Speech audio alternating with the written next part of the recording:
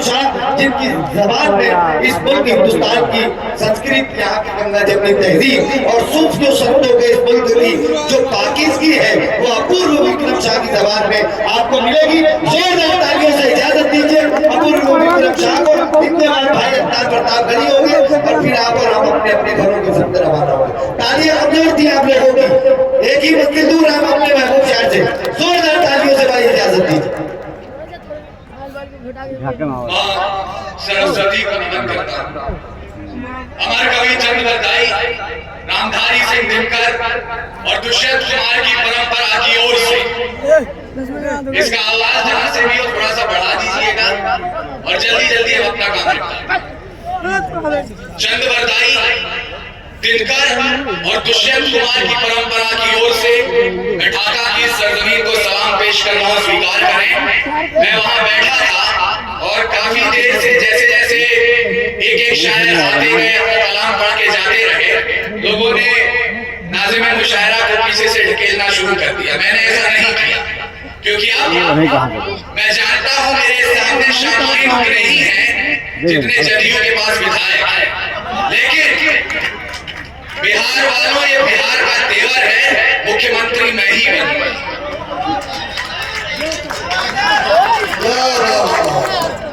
मैं दो पंक्तियों से अपनी बात, और इन दो पंक्तियों पर आपने लैला बनती हुई देखी है, आपने यहाँ कौम का ईमान बनते हुए देखा है, लेकिन आपके और हमारे बुजुर्गों ने क्या बनाया? 200-250 साल का जो संघर्ष है, जिसके बाद हमने 28 राज्य, 8 केंद्रीय शासित प्रदेश, 3000 जातियां, 35,000 उपजातियां और 650 कबीलों का ये मुल्क तैयार किया। ये ऐसे ही नहीं बना था, तारीख गवाही देगी इस लाल हकीकत की। खाना खाना पे तलवारों की रणगान बनाया है। तारीख गवाही देगी इस लाल हकीकत की। खाना खाना पे तलवारों की रणगान बनाया है और खोद कर नाखून से गुलाम धरा को हमने बलिदानों की बुनियाद पे हिंदुस्तान बनाया। खोद कर नाखून से गुलाम धरा को हमने बलिदानों की बुनियाद पे हिंदुस्तान बनाया है। और मैं जिस हिंदुस्तान की बात कर रहा हूं, आपका तो नहीं पता, लेकिन मैं जिस हिंदुस्तान की बात कर रहा हूं वो हिंदुस्तान है जहां अकबर की सेना का सेनापति नेतृत्व राजा मान सिंह के हाथों में होता है और महाराणा प्रताप की सेना का सेनापति नेतृत्व हाकिम खान निभाते हैं। तो मैं उनको शब्द चढ़ाता हूं, हिंद जिनकी जान था, नाम हिंदुस्तानी जिनका मजहब हिंदुस्तान था। रखते थे धरती को अरियों की ललकार पर, जय हिंद का नारा सदा लिखा था जेलों की दीवार पर, और बदन पे बंधी थी बेड़ियां, दिल मगर आजाद था, और रक्त के अंतिम कतरे में भी भारत जिंदाबाद। जिंदाबाद। रक्त के अंतिम कतरे में भी भारत जिंदाबाद था। उसके बावजूद कहा जाता है कि 14 अगस्त मध्य रात्रि 2 दस्तावेजों पर दस्तखत हुए और आजादी हमारी झोली में आ गई। माफ कीजिएगा, ऐसा नहीं हुआ था। अपने इतिहास को याद कीजिए, कतरा कतरा खून दिया था, दी जवानी जुनून दिया था, खड़े अंग्रेज मारे नहीं तो गोलियों से भून दिया था। गोलियों के गाल नहीं थे,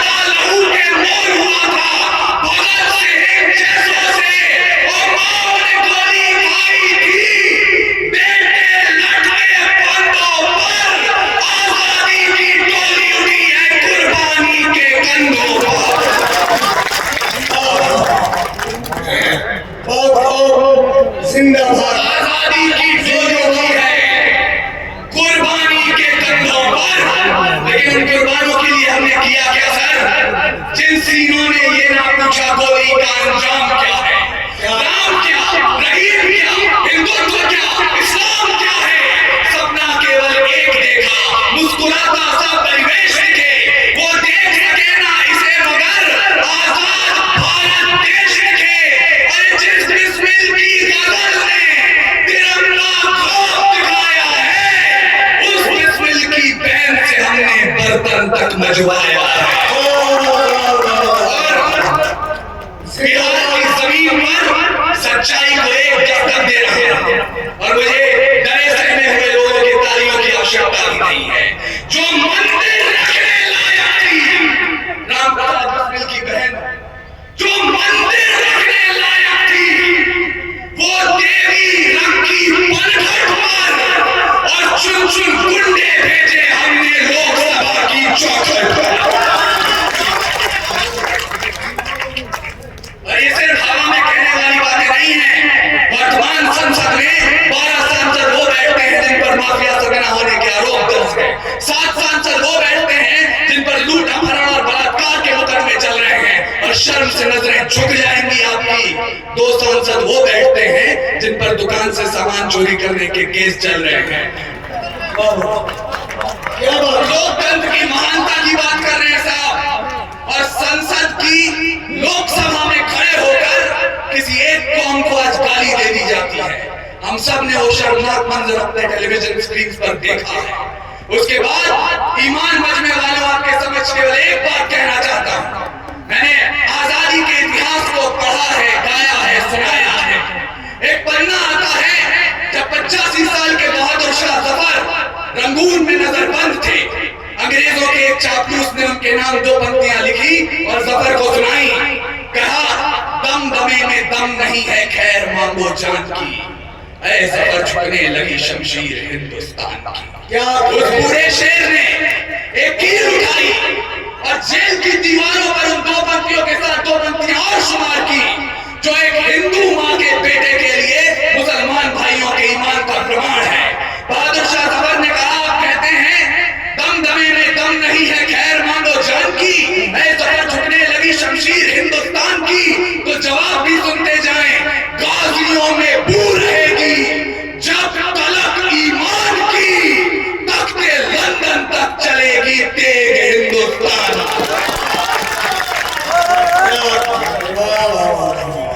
तख्ते लंदन तक चलेगी तेग हिंदुस्तान की। और हिंदुस्तान वो देश है जहां मुसलमानों की पहचान अजमल कसाब से नहीं होती, जो ताज होटल में घुसकर 166 लोगों को मौत के घाट उतार दे। इस मुल्क में मुसलमानों की पहचान होती है तो कब्रिस्तान के उन खुददार रखवालों से, जो बंबई कब्रिस्तान के बाहर खड़े हो गए और कहे मर जाएंगे लेकिन इस नापाक जिस्म को अपने कब्रिस्तान में दफन नहीं होने देंगे। सलाम करता हूं आपके कौम को। और मुझे ये कहने में ना कोई संकोच है ना कोई डर है कि जो हिंदुस्तान के टुकड़े होने की बात पर इंशाअल्लाह बोल सकता है, मैं उसे मुसलमान मानने को तैयार भी नहीं। और मैं आपके सामने बोल पा रहा हूं, ये आपके और हमारे भाईचारे का सबूत है। या बदचलन हवाओं का रुख मोड़ देंगे हम, या खुद को वाणी पुत्र कहना छोड़ देंगे हम। और सच लिखने में जिस दिन भी कांप गई कलम, कागज को फाड़ देंगे, कलम तोड़ देंगे हम। बचपन से सुनते आया है। समय की से कितना वक्त है सर मेरे पास? 1 घंटा। समय की अपनी सीमाएं हैं और मैं अपनी हदों को जानता हूं। इसलिए जाने से पहले आपने अब तक काव्य पाठ सुन लिया है और वीर रस का इकलौता हिंदी कवि हूं मैं इस मंच पर। आपने काव्य पाठ सुन लिया है, कर्तव्य पाठ करने का अवसर मुझे दे दीजिए। और कर्तव्य पाठ इसलिए करना चाहता हूं क्योंकि सच्चाई इस मंच के लिए बहुत आवश्यक है। यहाँ निशागढ़ बैठे थे, चले गए हैं, होते तो उनके समक्ष भी बोलता 4 पंक्तियां पुनः सच्चाई के दरवाजे पर दस्तक दे रहा हूं। अब दरवाजा कितनी गर्मजोशी से आप खोलते हैं, मुझे एहसास कराइए कि एक बिहारी सचमुच 100 पर भारी होता है, क्योंकि विधानसभा का प्रांगण हमको बेनूर दिखाई देता है। क्या विधानसभा का प्रांगण हमको बेनूर दिखाई देता है। विकास पुरुष भी सत्ता मद में चूर दिखाई देता है। क्या है? वाह वाह वाह वाह। अगर ये मंच सच्चाई नहीं बोलेगा तो कौन बोलेगा? विधानसभा का प्रांगण हमको बेनूर दिखाई देता है। विकास पुरुष भी सत्ता मद में चूर दिखाई देता है। अरे बिहार का तो मुस्तकबिल मजबूर दिखाई देता है और हर कोयला राजनीति में कोहिनूर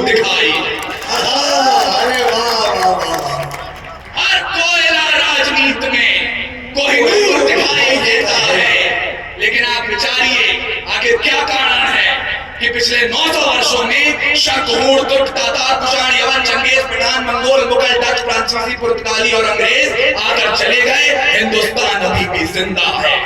कारण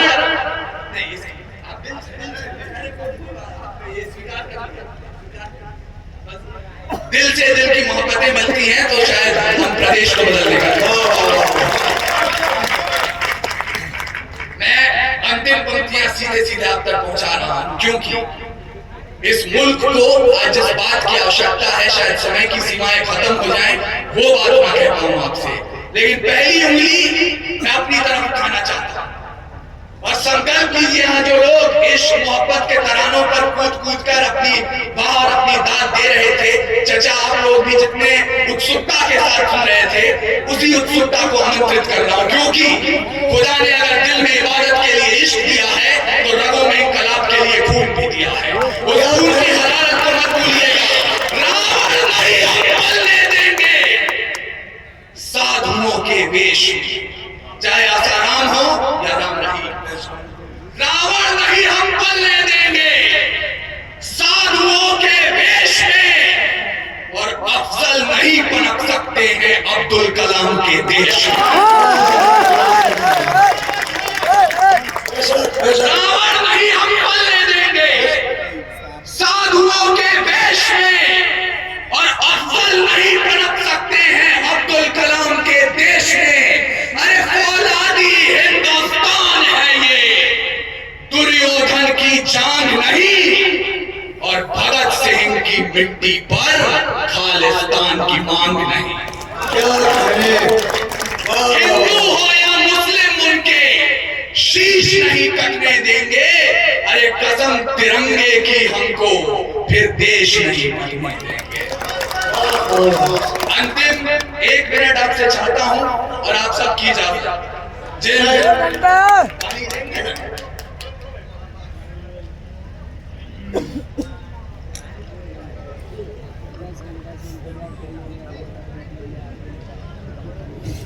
और मेरे काव्य पाठ के इस अंतिम चरण में अगर आप सब ने अपनी बेदारी दिखाई तो इफ्तिखार आलम साहब और आरिफ भाई, आप जहां भी हो, ये जो खाली कुर्सियां दिखाई दे रही हैं, ये भी तालियां बजाएंगी। ये दावा मैं कर रहा हूं और आपके बलबूते पर, आपकी सनद पर, क्योंकि हास्य की भाषा नहीं लिखी है, ना ही गजल सुनाता हूं, कविता लिखनी नहीं आती, चीखें लिखते जाता हूं।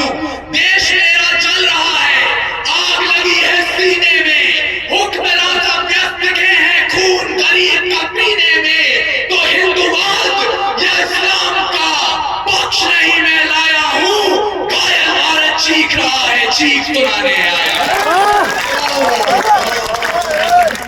और ये देश सिर्फ सरहदों पर घायल नहीं होता है, अरे जब मंदिर मस्जिद के नाम पर हथियार उठाया जाता है, या दुदबुहों को भी हवस का शिकार बनाया जाता है, जब मठों के मठाधीश भी क्रोध में आने लगते हैं, या मौलाना बारूदी पैगाम सुनाने लगते हैं, अरे शाहरुख खान के बेटे को सजा कड़ी दी जाती है और अडानी पोर्ट की बात नहीं की जाती है, पेट्रोल की कीमत चढ़ते चढ़ते छूले आसमान को, या लखीमपुर में सत्ता ने जब रोक दिया किसान को, अरे न्यूज चैनलों ने भी जब जब राग दरबारी सीखा है, तब तब भारत जख्मी होकर मेरे जरिए चीखा है।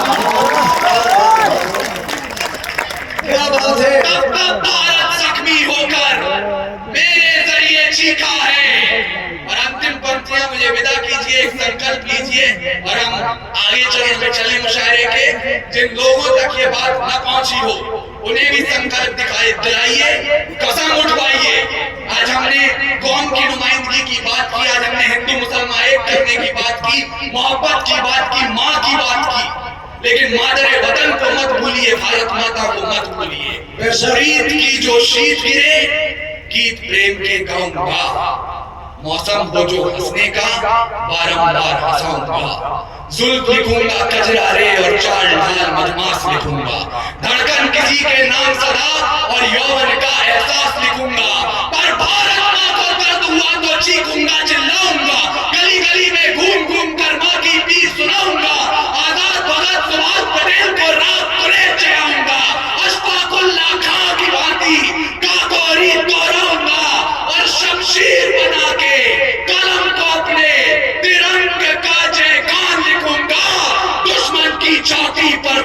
जय जय